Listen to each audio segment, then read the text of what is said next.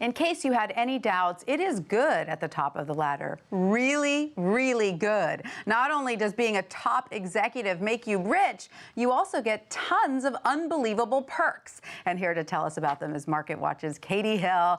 Hi, Catey. Hi. Who needs perks when you're getting top dog salary? Remind us how much a top executive at an S&P 500 company About $10.3 million is right in the middle, the median. So you know a lot more, making a lot more than that. But that's just your little median, the starting average, entree, right? Wow, and yet the perks just roll in. Who would have thought? It's amazing. Let's start with getting around.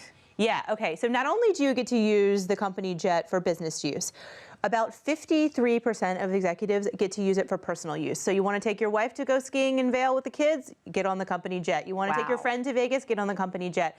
One guy got over $1 million worth of private jet perks, but the average is about $103,000 a year.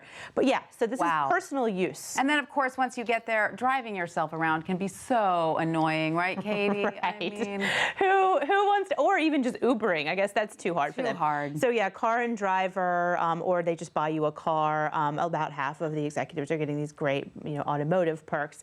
Yeah, so sounds good. And plus, you can't be expected to pay for your own country club, right? You might have to take clients to play a round of golf, for goodness sakes. This one was interesting to me because look, plenty of executives get this country club perk. The average amount that they valued it was only $8,700, and I was like, well, guess what? They're not going to be able to afford the clubs they want to go to. No, with that. So that Maidstone is not on. No, the Yellowstone Club is like $250K to join. I was like, well, that ain't going to pay for anybody's country club. So maybe it's just subsidized at those places. Completely subsidized.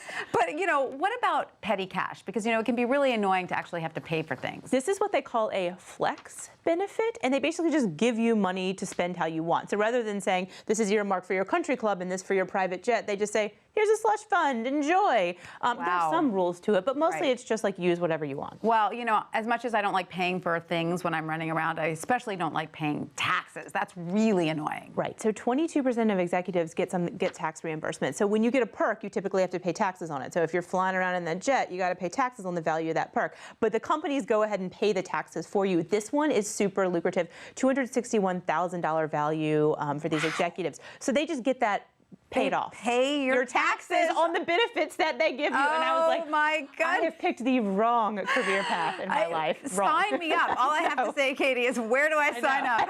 I know. We're in the wrong field. Amazing. Catey Hill, thank you so much for that.